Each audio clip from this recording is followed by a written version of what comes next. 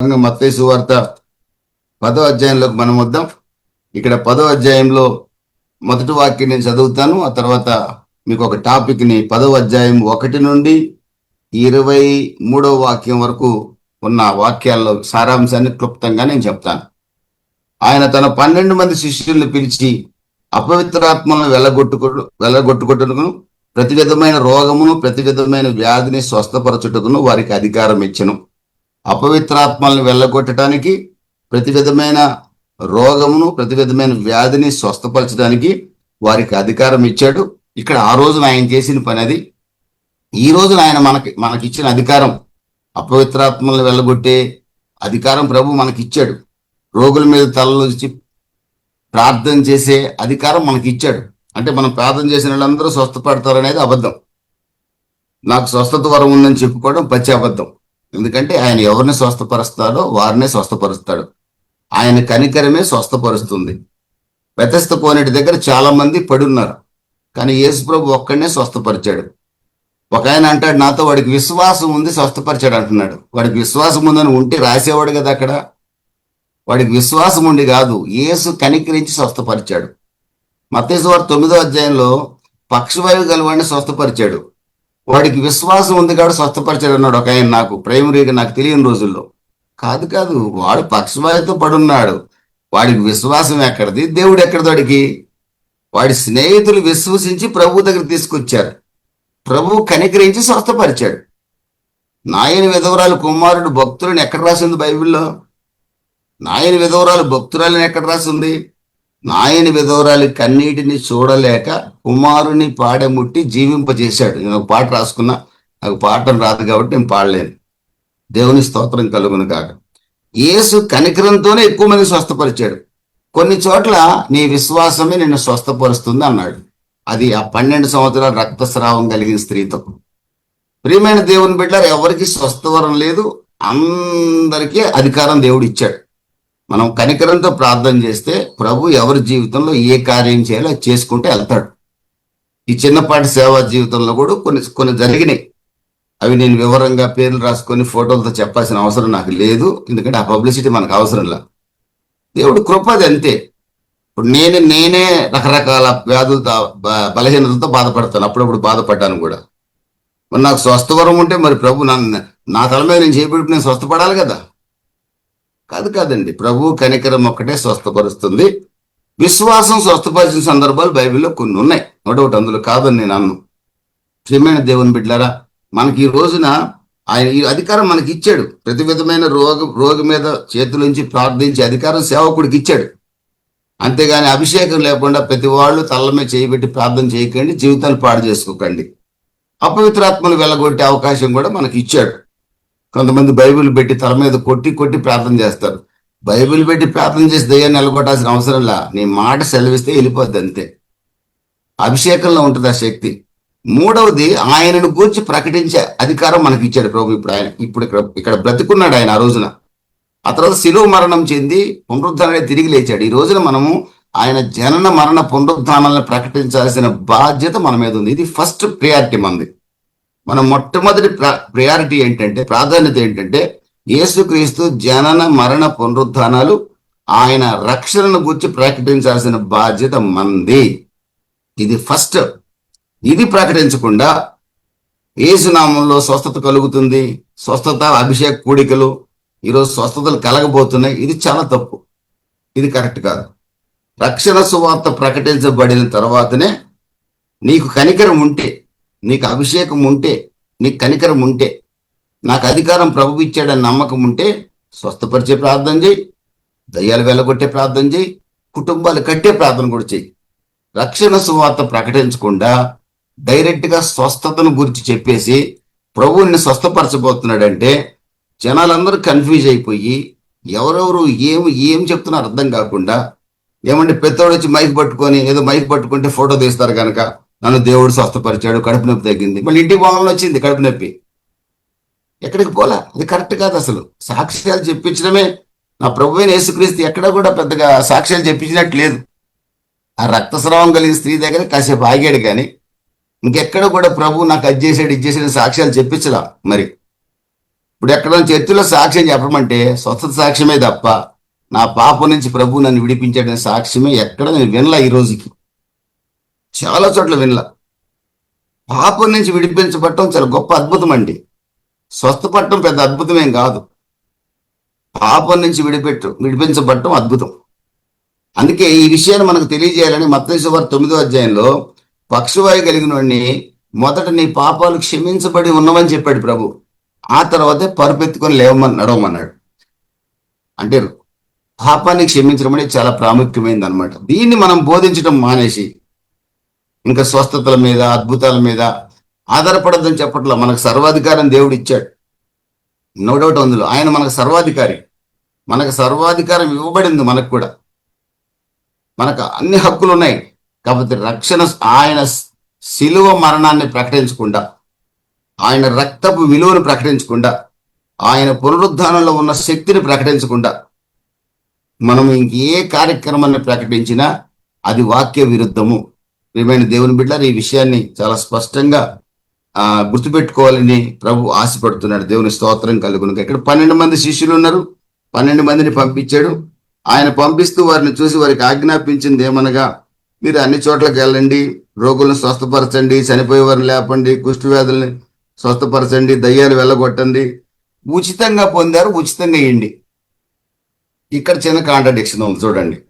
ఇప్పుడు అద్భుతాలు స్వస్థతలు అని చెప్పి చాలా మంది మనం బయలుదేరాం సేవకులంగా. ఇక్కడ ప్రభు ఏమన్నాడు, వాళ్ళతో ఉచితంగా పొందారు, ఉచితంగా ఇవ్వమన్నాడు. ఉచితంగా ఇచ్చేవాడు ఎవరు ఉన్నారా? ఉచితంగా ప్రకటించేవాడు ఎవడైనా ఉన్నాడా? ఇప్పుడు ఉచితంగా ఒక రోగంతో ఉన్న ఇంటికి వెళ్ళి ప్రార్థన చేసే స్వభావం సేవకుల్లో విశ్వాసంలో ఉందా ఈ రోజున?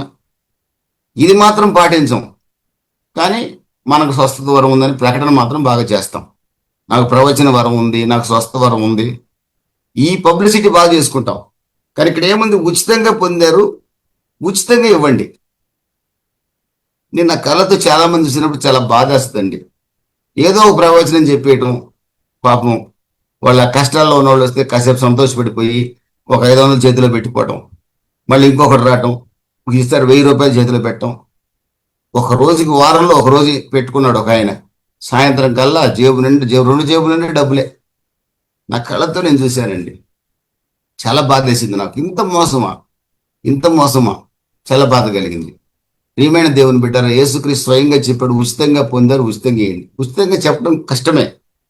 చాలా దూరం మనం వెళ్తాం, పెట్రోల్ పోసుకొని వెళ్తాం, నడిపే డ్రైవర్కి డబ్బులు ఇవ్వాలా, రకరకాల ఖర్చులు ఉంటాయి మనకు, నో డౌట్. అందులో తీసుకోవద్దని మన ప్రభు కూడా చెప్పలా.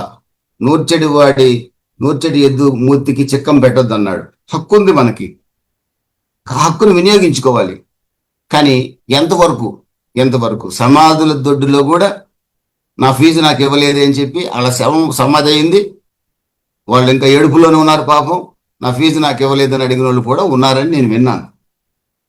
చాలా బాధేసింది నాకు. ప్రియమైన దేవుని బిడ్డలారా, కనికరం అనేది ప్రభు మనకు నేర్పించాడు. ఆ కనికరాన్ని మనం కలిగి ఉండాలని ఒక దైవ సేవకుడిగా నేను కోరుకుంటున్నాను. ప్రభు అయిన యేసుక్రీస్తు వాళ్ళని పంపిస్తూ అక్కడ మీరు రాయబడిన మరొక మాట చూస్తే ఇద్దరిద్దరుగా పంపించినట్లుగా మనం చూడగలం. ఇద్దరిద్దరుగా. ఇక్కడ కాకపోతే మరి సువార్తల్లో కూడా ఉంది. ప్రభు ఎప్పుడు కూడా ఒక్కడినే పంపించలా, ఇద్దరిని పంపించాడు. నేను పాస్టర్ గారికి చెప్పాను, నువ్వు ఎక్కడికి పోయినా విజిటింగ్కి నీ భార్యను తీసుకొని వెళ్ళు అని చెప్పాను. ఎందుకంటే అప్పటికే ఆ ఇంట్లో స్టార్ట్ అయిపోయింది మంట. అప్పటికే ఆ ఇంట్లో ఎవరో అగ్గిపొల్లు వేశారు, మండుతుంది. ఆ టైంలో నేను చెప్పాను, యేసు ప్రభు శిష్యుల్ని ఇద్దరిద్దరుగా పంపించాడు రా. ఒకవేళ బండి తోలేటప్పుడు బండి పడిపోయినా కానీ కనీసం చెప్పేవాడు ఒకడు ఉండాలి కదా, వాళ్ళకి అర్థమయ్యే భాషలో. ఏదైనా ఒకడికి ఇబ్బంది అయినా ఇంకొకడు అయినా సహాయంగా ఉండాలి కదా, లేపాలి కదా. 3 పేటల తాడు తెగిపోదని ఉంది, కనీసం 2 పేటలన్నా ఉంటుంది, బాగుంటుందిరా. పెళ్లికైతే 3 పేటలు కావాలి, దేవుడు ఉండాలి, భార్య భర్త ముగ్గురు కంబైన్డ్ రిలేషన్ అయితేనే 3 పేటల తాడు తెగిపోకుండా ఉంటుంది. కనీసం రెండు తాళ్ళైనా కలిసి నడవాలని చెప్పా. నేను పొరపాటును కూడా తెసిపోను ఆ మనిషిని అన్నాడు. మరి ఎవరిని తెసిపోతావు? వాడు ఎవరినో తెసిపోవాలి, తనతో కోరిక ఉంది, అది నాకు చెప్పలేడు. సంఘం చిన్న భిన్నమైపోయింది. ప్రియమైన దేవుని బిడ్డలారా, ప్రభు పెట్టిన ఎగ్జాంపుల్ని, మోడల్ని మనం పాటించగలగాలి.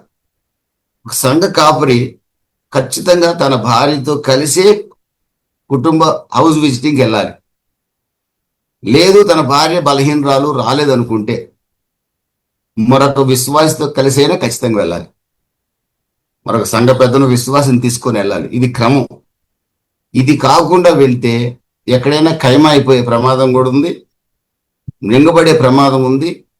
నాకు 70 ఏళ్ళు కదండి, నన్ను ఎవరు ఏం చేస్తారు? 70 ఏళ్ళు కాదు, 90 ఏళ్ళు కాదు, ఏ వయసుడైనా ఎక్కడికైనా వెళ్ళిపోవచ్చు. కనుక ఇది ఒక రకంగా ఈ అధ్యాయం సేవకులకు సంబంధించిన సబ్జెక్టు. సేవకుల మీటింగ్లో దీన్ని ఫ్రీగా మాట్లాడవచ్చు. దేవుని స్తోత్రం కలుగును గాక.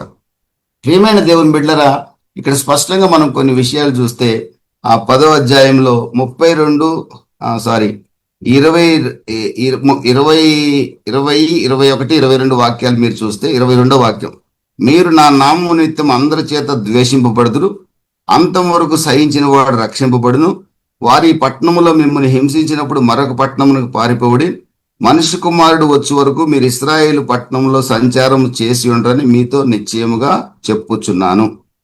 ఈ చోట రాయబడిన ఈ మాటకు అర్థం ఏంటంటే, ఖచ్చితంగా క్రైస్తవ సంఘం లేదా క్రైస్తవ విశ్వాసి లేదా క్రైస్తవ సేవకుడు ఒక రోజున శ్రమల గుండా వెళ్ళి తీరాల్సిందే. ఇది తప్పదు.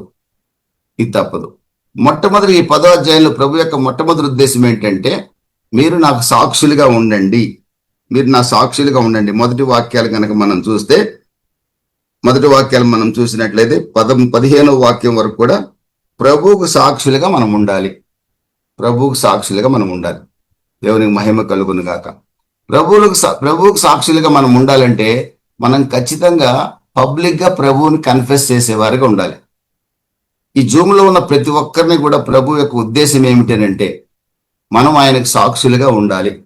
స్వస్థపరిచే వరమా, లేకపోతే ప్రవచన వరమా, లేకపోతే ఇంకేదో కాదు, మనం అందరం సాక్షులుగా ఉండాలని ప్రభు యొక్క ఉద్దేశం. ప్రభు యొక్క సాక్షులుగా మనం ఉండగలిగినట్లయితే తప్పనిసరిగా మనము ప్రభు పనిలో నమ్మకమైన వారిగా ఉన్నామని అర్థం. ప్రభు అయిన యేసుక్రీస్తుని నన్ను బహిరంగంగా ఒప్పుకునేవాడిని నేను నా తండ్రి ఎదుట ఒప్పుకుంటానని ప్రభు సెలవిచ్చాడు.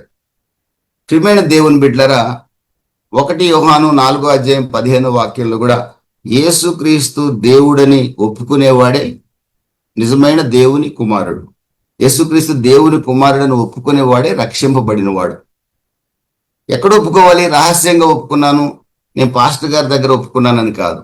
బహిరంగంగా సమాజం ఎదుట ఒప్పుకునే వ్యక్తిగా అతను ఉండాలి. దేవుని స్తోత్రం కలుగు. లూకాసు వద్ద 12వ అధ్యాయం 8వ వాక్యంలో కూడా అదే మాట రాసింది. మనుషులు ఎదుట నన్ను ఒప్పుకోనని వాడిని నా తండ్రి ఎదుట కూడా నేను ఒప్పుకోనను అని రాసింది. రోమా 10:9లో కూడా రాయబడిన మాట ఏంటంటే, పునరుద్ధారుడైన యేసుక్రీస్తునంత విశ్వాసం ఉంచు వారే రక్షింపబడతారు. ఆ విశ్వాసం ఉంచినట్టుగా ఎలా తెలుస్తుంది? మనకి బహిరంగ సాక్ష్యం చెప్పినట్టే తెలుస్తుంది. అందుకనే అపోస్తలుల కార్యాలు 1వ అధ్యాయంలో కూడా ప్రభు పునరుద్ధానుడై వెళ్తూ ఉంటున్నాడు, మీరు యూదయ సమరయ బూదిగంతముల వరకు నాకు సాక్షులుగా ఉండండి అని చెప్తున్నాడు.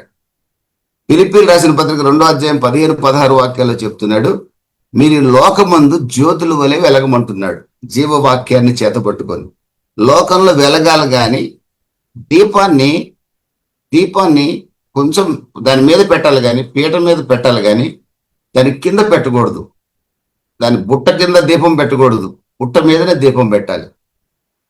కొంచెం కింద పెట్టకూడదు, కొంచెం మీద పెట్టాలి. అంటే మీ వెలుగు ప్రకాశింపనియండి అంటున్నాడు బైబిల్లో. శాస్త్రుల నీతి కంటేను పరిసయ్యుల నీతి కంటేను మీ నీతి అధికం కావాలి. అప్పుడే మీరు నా రాజ్యానికి వారసులు, నాకు ఇష్టలు. ప్రియమైన దేవుని బిడ్డలారా, నేను రహస్య క్రైస్తవుడిగా ఉంటాను, నేను బహిరంగ సాక్షిగా ఉండలేను. బహిరంగంగా నేను సాక్ష్యం చెప్పానంటే మా కులస్తులు నన్ను ఏమనుకుంటారో, నేను కులభ్రష్టుడిని అయ్యాను అనుకుంటారేమో. ఏమండి, ఇలాగా మాట్లాడే క్రైస్తవులు కూడా చాలా మంది ఉన్నారు. కానీ రహస్య క్రైస్తవ్యం ప్రమాదకరం. అది హింసించబడే కొన్ని దేశాల్లో ప్రభు అనుమతించలేదు. వారు కూడా బహిరంగంగా ప్రకటించాకనే హింసించారు. వాళ్ళు దాక్కొని అడవుల్లో ఉంటున్నారు, సొరంగాల్లో ఉంటున్నారు, సువార్త ప్రకటిస్తూనే ఉన్నారు వాళ్ళ చేతనైనంత మేరకు. కానీ రహస్య క్రైస్తవులుగా ఉండమని బైబిల్ బోధించదు. మనుషులు ఎదుట ఆయన ఒప్పుకొని వాడే పరలోకంలో ఆయన తండ్రి ఎదుట ఆయన మనల్ని ఒప్పుకుంటాడు. అంటే ఆయనకు సాక్షులుగా మనం ఉండాలి, జ్యోతుల్లాగా మనం వెలగాలి. రెండవది, అందులో రెండవ విషయం ఏంటంటే ప్రభు మనల్ని విట్నెస్లుగా, సాక్షులుగా, బహిరంగ సాక్షులుగా ఉండమని ప్రభు మనల్ని పంపించాడు ఈ లోకంలోకి. శిష్యుల్ని పంపించాడు, ఇప్పుడు మనల్ని పంపిస్తున్నాడు. ఇక సేవకుల్ని కాదండి, విశ్వాసులైన మిమ్మల్ని కూడా పంపిస్తున్నాడు. మీరు ఏం చేయాలంటే ప్రభువుకి సాక్షులుగా ఉండాలి. మీ సాక్ష్యము వెలగాలి. మీ నడిచే నడక, మీరు పడుకునే పడక, మీరు చేసే ఉద్యోగం, మీరు చేసే వ్యాపారంలో, మీరు చేసే సేవలో, ఒక విశ్వాసం అయితే, సంఘ పెద్దవైతే, సేవకుడు అయితే నీ సాక్ష్యం ఎలా చెప్పుకుంటున్నారు? మన విశ్వాసులే సేవకుడు గురించి, అబ్బా మా సేవకుడు భయంకరమైన అహంకారం అని సాక్ష్యం చెప్పేవాళ్ళు ఉన్నారు. విశ్వాసులే అహంకారం అంటే ఇంకా బయట ఉన్న కాలనీ వాళ్ళు ఏమంటారు నిన్ను? ఎలా ఉంది సాక్ష్యం? ఒక విశ్వాస సాక్ష్యం, సేవకుడు సాక్ష్యం, సంఘ పెద్ద సాక్ష్యం ఎలా ఉంది? మీ సాక్ష్యం వెలుగుతుందా?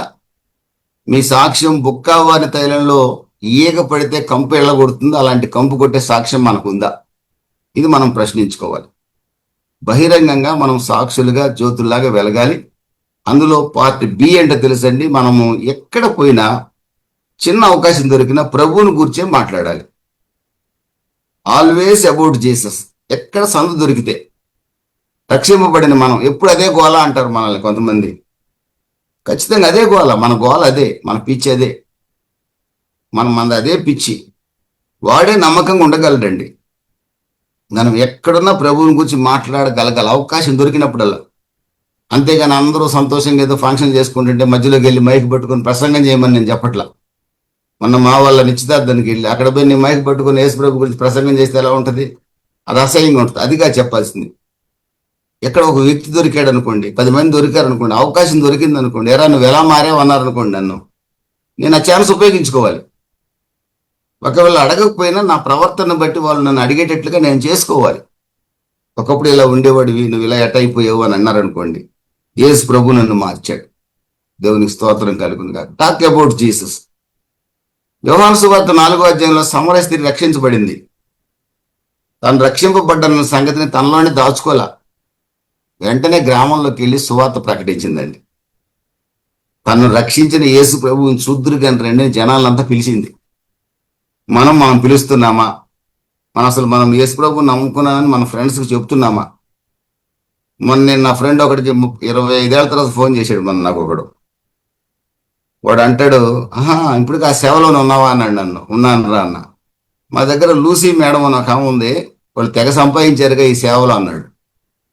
లూసీ పీసీ నాకు తెలియదు కానీ మేము సంపాదించే సేవ కాదు, మాది ఖర్చు పెట్టే సేవ అని చెప్పాను నేను.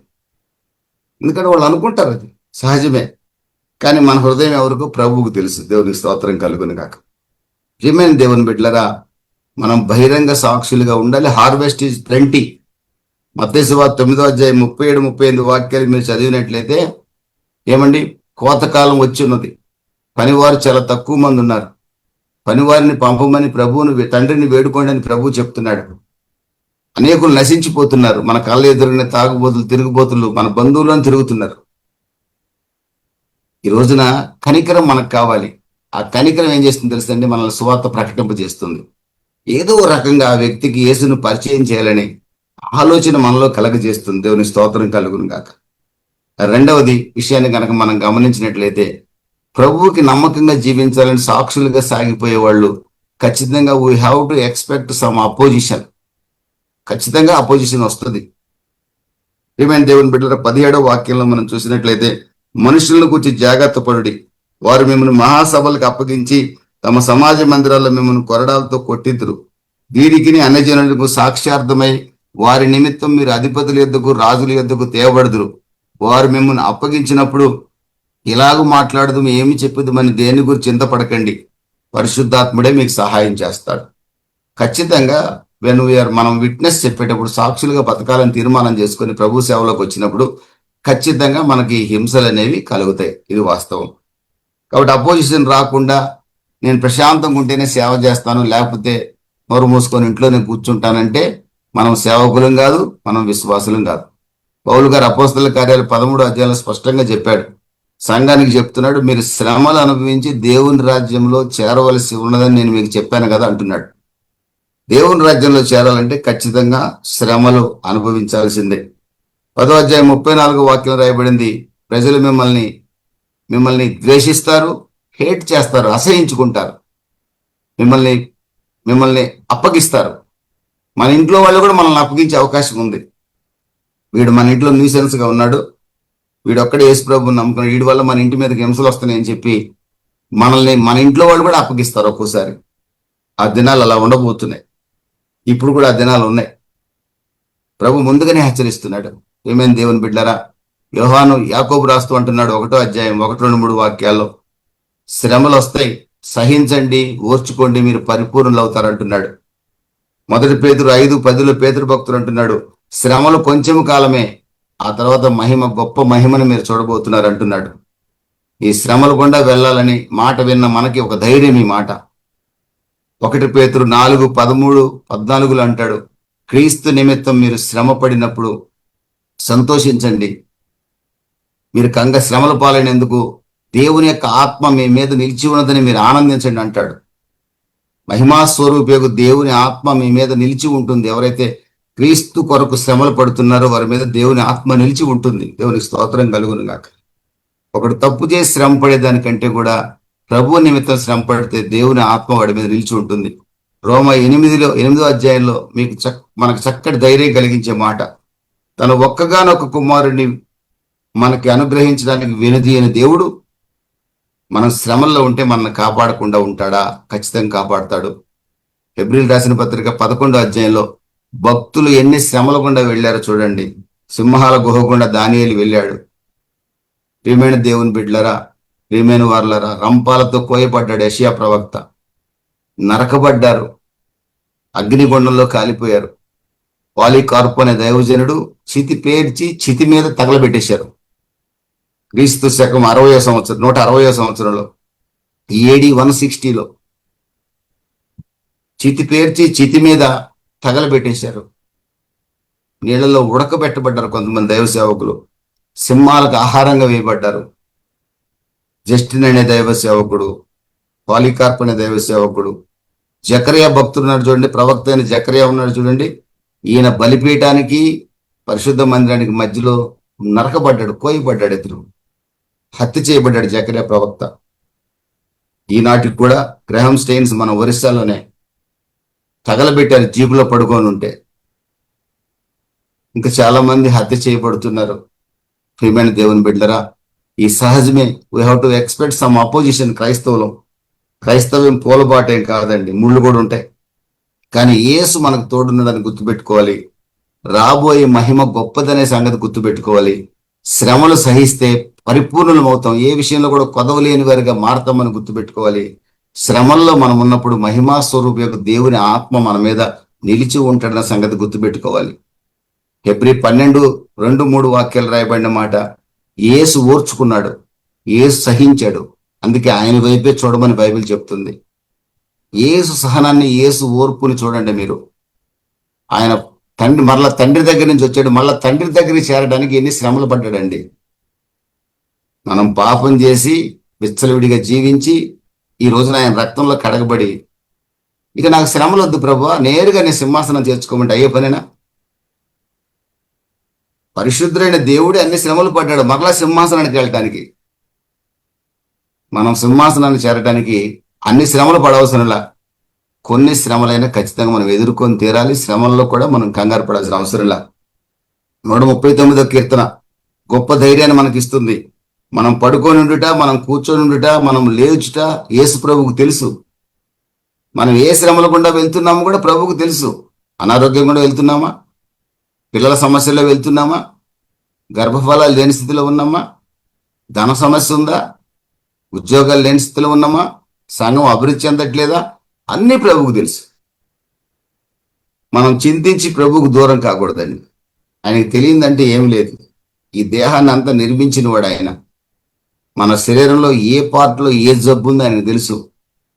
తగిన సమయంలో స్వస్థపరుస్తాడు. ఒక్కోసారి వద్దులే అనుకుంటే తీసుకుని వెళ్ళిపోతాడు. దేవుని స్తోత్రం కలుగును గాక. దేనికైనా క్రైస్తవుడు సిద్ధపడి ఉండగలగాలి. We have to expect some opposition from outside, from inside also. బయట నుంచి వస్తుంది, మన శరీరమే మనకు విరోధంగా పోరాడుతుంది, మన కుటుంబమే మనకు విరోధులుగా మారచ్చు. ఈ రోగాలు ఏమండి, ధనం లోపం, దరిద్రం, ఇదంతా కూడా మన ఇన్నర్ ఫైటింగ్. ఇదంతా కూడా మన ఇంట్లో ఫైటింగ్. అది బయట నుంచి వచ్చే ఫైటింగ్ వచ్చి అన్నిల నుంచి మనకు వచ్చే హింసలు. ఈ రెండు వీ హ్యావ్ టు ఎక్స్పెక్ట్ డెఫినెట్గా. అనేకులు మనకు అంటే ముందు అనుభవించారు. ఆ లాజర్ అండి ఎందుకు పెట్టాడు ప్రభు అండి ఎగ్జాంపుల్గా? కటిక పేదోడు, ఏమండి కురుపులతో ఉన్నాడు, అడుక్క తింటున్నాడు. కానీ అబ్రహాం రొమ్మును అనుకున్నాడు, సహించాడు, భరించాడు. ఆమె హల్లెలూయా. థర్డ్ వన్, చివరిది మరొక మాట చెప్తాను. అక్కడ రాయబడింది 16వ వాక్యంలో, ఇదిగో తోడేళ్ల మధ్యకు గొర్రెలకు మధ్యకు పంపినట్టుగా నేను మిమ్మల్ని పంపుచున్నాను. తోడేళ్ల మధ్యకు గొర్రెలను పంపినట్టు మిమ్మల్ని పంపుచున్నాను. పాముల వలె వివేకులు, పావురం వలె నిష్కపటులై ఉండుడి. మనము ప్రభువుకు సాక్షులుగా ఉండే మనం, యేసు ప్రభువుని గురించి ప్రకటించే మనం, శ్రమలు సహించే మనం ఎంత జాగ్రత్తగా ఉండాలంటే, శ్రమలు ఎక్స్పెక్ట్ చేయాలి, కొన్ని శ్రమలు వచ్చినాయి సహించాలి కూడా. Be wise as a serpent and harmless as a dove. పాము వలె జ్ఞానం కలిగిన వారిగా, పావురం వలె నిష్కపటులుగా ఉండాలి. ఒకసారి నేను నెల్లూరు జిల్లాలో పనిచేసేటప్పుడు ఒక పాము వచ్చింది, తాసు పాము వచ్చింది.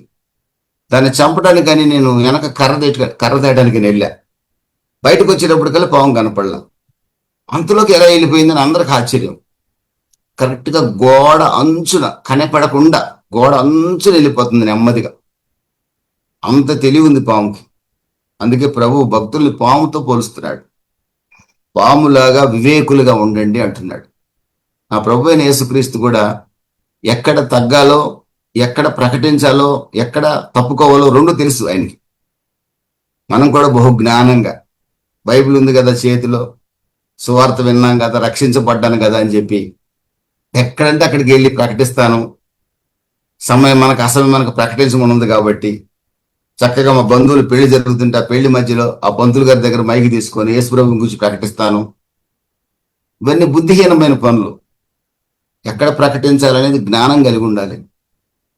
ఆ ఊర్లో వెళ్తే హింస జరుగుతుందని మనకు తెలుసు, కానీ ఆ టైం కాదు వెళ్ళాల్సిన టైం. జ్ఞానంగా ఆలోచించుకొని ప్రార్థించి ఎప్పుడు వెళ్ళాలో అప్పుడు వెళ్ళాలి తప్ప, నేను వెళ్తాను ప్రభువు కాపాడుతాడు నన్ను, ఇవైపోయినాయి. ఇది మూర్ఖత్వం అంటారు. అంటే పాము వలె వివేకం అతనికి లేదని అర్థం. ప్రభు అయిన యేసుక్రీస్తు కూడా అనేక సందర్భాల్లో తప్పుకున్నట్లుగా రాసి ఉంది. ఈ రోజున కొన్ని దేశాల్లో వాళ్ళు జాగ్రత్త పడి రహస్యంగా సువార్త ప్రకటిస్తున్నారు, బహిరంగంగా రాకుండా. వాళ్ళ పరిస్థితి అది. వచ్చి వాళ్ళని మిమ్మల్ని చంపేస్తామన్నా కానీ బహిరంగంగా నేను ప్రకటిస్తాను అనమని ప్రభు చెప్పలే. అక్కడ ప్రభువుకు సాక్షులుగా 10 మంది ముందనే మనం సాక్షులుగా ఉన్నామనే చాలా ఇంపార్టెంట్. నా రక్షణ నాలో దాచుకుంటే ప్రయోజనం లేదని ఇప్పుడు ఉద్దేశం. Some times we have to flea, some times we have to preach. ప్రియమైన దేవుని బిడ్డల, పావురం నిష్కపటమైంది. పావురానికి చాలా మంది చెప్తారు, నాకు తెలియదు, కానీ పావురానికి చేదు ఉండదంట. కోడికి చేదు ఉంటుందంట, కానీ పావురానికి లోపల చేదు కట్టు అనేది ఉంటుందంట. మా నెల్లూరు జిల్లాలో ఒక ఆనంద్ పాస్టర్ గారు అని చెప్తే నేను విన్నా. అది చేదు ఉండదంట. అది దాన్ని కట్ చేసినప్పుడు కూడా, దాన్ని తిన్నప్పుడు కూడా. అంటే మనలో కూడా బిటర్నెస్ అనేది లేకుండా చూసుకోవాలి. చేదైన వేరేమైనా ఉంటే మనం సాక్షులుగా పనికిరాం. అందుకే మనలో బిటర్నెస్ ఉండకూడదు. బిటర్నెస్ ఎక్కడ తెలుస్తుందండి మనకి? గలతీ 5లోకి వెళ్ళిపోవాలి. శరీర కార్యాలన్నీ కూడా చేదే. శరీర కార్యాలు మనలో ఏదున్నా మనం ప్రభువుకు సాక్షులుగా వేస్టే. ప్రభువుని గురించి ప్రకటించడానికి వేస్ట్. మనము శ్రమలు తట్టుకోలేము. ఆ బిటర్నెస్ కనుక తీసేసుకోగలిగితే, ఆ బిటర్నెస్ స్థానంలో ప్రేమ, ఆప్యాయత, అనురాగాన్ని నింపుకోగలిగితే, ఆత్మఫలములు ఫలించగలిగితే ప్రభువుకు మనం బహిరంగ సాక్షులుగా పనికొస్తాం. అందుకని చేదైన వేరు తప్పనిసరిగా తీసేసుకోవాలి. సామెతల గ్రంథం 30:19 రాయబడి ఉందండి, సర్పము యొక్క మార్గం అట, బండ మీద సర్పం యొక్క మార్గం ఎవరికి తెలియదంట. ప్రియమైన దేవుని బిడ్డలు, కొన్ని సందర్భాల్లో మనం పాము వలె ప్రవర్తించాల్సిన అవసరం కూడా ఉంది. అంటే కాటేయమని కదా అర్థం.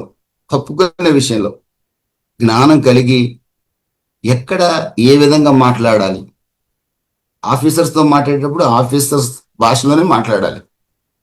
మొన్న ఒక మీటింగ్కి వెళ్ళా నేను. స్టేజ్ మీద ఎంత పదాలంటే అంత పదాలు మాట్లాడేస్తున్నాడు వాక్యం చెప్పేవాడు. లోకంలో మనుషులు మాట్లాడుకునే పదాలు. అది నేను నా నోటితో అనకూడదు, ఒకళ్ళతో అన్న ఆ పదం. ఇక మీతో అనలేనులేండి. ఆశ్చర్యం వేసింది నాకు. ఏం నేర్చుకున్నారు? ఎంత పల్లెటూరు వెళ్ళని నేర్చుకోవాలి కదా. ఈ పదం మనం క్రైస్తవులు స్టేజ్ మీద మాట్లాడకూడదు అని నేర్చుకోవాలి కదా. ఎంతసేపు చికెన్, మటన్, ఫిష్, మావిడ మాంసం చేసింది, ఈ మాటలేనా? అక్కడ అన్యజనులు ఉంటారు, నాన్ వెజ్ తిన్నోళ్ళు కూడా చర్చికి వస్తారు కదా. కొద్ది జ్ఞానం ఉండొద్దా? నేను ఇప్పుడు చెప్పే సేవకుడు ఈ మాట కాదనింది. ఈ మాట అంటే బాధపడేవాడిని కాదు. ఈ మాట చాలాసార్లు అన్నాడు. భయంకరమైన పదం, వాడకూడని పదం ఒకటి వాడాడు. చాలా బాధేసింది నాకు. ప్రియమైన దేవుని బిడ్డలరా, దాని అర్థం ఏంటంటే వివేకం లేదనమాట. ప్రియమైన దేవుని బిడ్డలరా, మరి ఆ పావురం గుండె నిష్కపటత్వం మనకు ఉండాలని ప్రభు సెలవిస్తున్నాడు. చివరిగా ఆయన అంటున్నాడు 38, 39 వాక్యాల్లో మీరు చూస్తే, అంతం వరకు సహించిన వాడే రక్షింపబడతాడు. మీరు ప్రాణాలు కూడా, నా నామం నిమిత్తం ప్రాణాలు కూడా పోగొట్టుకుంటారు. ద్వేషించబడతారు, ప్రాణాలు పోగొట్టుకుంటారు. అంతం వరకు సహించేవాడే రక్షణ పొందుతాడు. కడవరి రక్షణ, దేహ విమోచన పొందుతాడు. ప్రభు రాకలు ఎత్తపడతాడు. 1 యోహాను 4:5 రాసి ఉంది, మన సహోదరుల కొరకు మనం ప్రాణం పెట్ట బద్దులమై ఉన్నాం. ఎస్, విశ్వాసులే కాదండి, సేవకులు కాదండి, అందరూ యేసు ప్రభుని నమ్ముకుని, నిజంగా నమ్ముకున్న ప్రతి ఒక్కడు ఒక్కో సందర్భంలో ప్రాణం పోగొట్టుకోవాల్సిన స్థితి కూడా రావచ్చు. అంత మాత్రం నేను ధర్నాలు చేస్తాను, రైళ్లు పగలగొడతాను, బస్సులు పగలగొడతాను, క్రైస్తవులు జోలికి వచ్చారంటే రాజకీయ పార్టీ పెట్టేస్తాను, ఇది కాదండి. బైబిల్ అలా చెప్పలా. మరి ఎలా చెప్పిందో మరి నాకు తెలియదు. నాకు తెలిసింది ఇదే, ready to lose your life for Christ, అంతే. స్టెఫెన్ ప్రాణాలు వదిలేశాడు, పాలికార్ప్ ప్రాణాలు వదిలేశాడు. యేసు ప్రభు 12 మంది శిష్యుల్లో ఒక్కడేమో వాడే ఊరేసుకొని చనిపోయాడు. 10 మంది సజీవ దహనం చేయబడ్డారు. ఒక అపోస్తలుడైన యోహాను మాత్రమే సాధారణ మరణం పొందాడు. ఎందుకంటే అతన్ని కూడా డొమిషియన్ చక్రవర్తి అగ్నిలో వేశాడంట, కానీ అగ్ని ఆయన్ని కాల్చలేదంట. చక్రవర్తి ఆశ్చర్యపోయి వదిలేశాడు. అప్పుడు సాధారణ మరణం పొందాడు అపోస్తలుడైన యోహాను ఒక్కడే. మిగిలిన వాళ్ళందరూ ఇంచుమించుగా దహనం చేయబడ్డారు. పౌలు గారు అయితే శిరఛేదనం చేయబడ్డాడు, రంపాలతో కోయబడ్డాడు, గొడ్డలతో నరకబడ్డాడు. ఆయన యేసు ప్రభుతో తిరిగిన శిష్యుల సంగతి నేను చెప్పేది. వాళ్ళ చరిత్రలంతా నేను చదవలేదు, కానీ నాకు తెలిసినంత వరకు వారందరూ కూడా సజీవ దహనం చేయబడ్డారు. ఒక అపోస్తలుడైన యోహానే ఆ మిరాకిల్ జరిగింది కాబట్టి ఆయన వదిలేస్తే ఆయన సాధారణ మరణం పొందాడు. ఆ తర్వాత చాలా మంది మన కళ్ళ ముందు కూడా క్రిస్టియన్ మార్టైర్స్ అని కొడితే గూగుల్లో ఎంతో మంది వస్తారు. ఆ రోజుల్లో అందులో క్యాథలిక్ సంబంధించిన వాళ్ళు ఉన్నారు, రకరకాల వాళ్ళు ఉన్నారు. స్టార్టింగ్ లో ఏ క్యాథలిసిజం ఏమీ లేదు కదండి, అందరూ ఒకటే కదా. అపోస్తలుడైన పౌలు అందుకే ఆ మాట అంటాడు, ఫిలిప్పీ 1:21, బతుకుట గీస్తే చావైతే లాభం. దానియేలు గ్రంథం 3వ అధ్యాయంలో షడ్రక్, మెషక్, అబేద్నెగోలు అంటారు, మేము చావడానికైనా సిద్ధంగా ఉన్నాం. దానియేలు అంటాడు, సింహాల గుహలో వేస్తే ఐఎమ్ రెడీ కింగ్ అంటాడు. దేవునికి స్తోత్రం కలుగును గాక. అపోస్తలుడైన పేతురు, యోహాను అంటారు అపోస్తల కార్యాలు 4:20-21, దేవుని మాటే వింటాము, మీరు మమ్మల్ని చంపినా పర్లేదు అంటారు. దేవుని స్తోత్రం కలుగును గాక. ఈరోజు ప్రభువుని మనం అడగాలి. కీర్తనల గ్రంథం 85:6 కీర్తనకారుడు అంటున్నాడు, ప్రభువా నన్ను రివైవ్ చేయండి ఓ లార్డ్, నన్ను తిరిగి నీ కొరకు సమర్పించుకునే వాడిగా చేయమని అడుగుతున్నాడు కీర్తనకారుడు. ఈరోజు మనం అడుగుదాం ప్రభువుని, ప్రభువా నేను నమ్ముకున్నాం, మాకు తెలుసు శ్రమలు వస్తాయని మాకు తెలుసు, అయినా మళ్ళీ ఈరోజు ఒక విన్నాం తండ్రి, నీ సాక్షులుగా బతకాలని మేము విన్నాం, ఎక్కడున్నా నీ నామాన్ని ప్రకటించాలని కూడా విన్నాం ప్రభువా. నా తండ్రి మమ్మల్ని రివైవ్ చేయండి, నీ కొరకు అవసరమైతే నా తండ్రి ప్రాణం పోగొట్టుకోవడానికి కూడా మమ్మల్ని సిద్ధపరచండి. అలాంటి ఆత్మ ప్రేరేపణ మాకు దయచేయండి, అలాంటి ధైర్యం, అలాంటి విశ్వాసం, అలాంటి శక్తి మాకు అనుగ్రహించమని ప్రార్థన చేద్దాం. ప్రభు తప్పనిసరిగా మనల్ని పరిశుద్ధపరుస్తాడు, బలవంతుని చేతిలో బలమైన బాణాలుగా మారుస్తాడు. అట్టి కృప ప్రభు మనకు అనుగ్రహించాలని ఒక దైవ సేవకుడు కోరుకుంటూ ఈ నా మాటలు ముగిస్తున్నాను. దేవుడు మిమ్మల్ని దీవించి ఆశీర్వదించును గాక.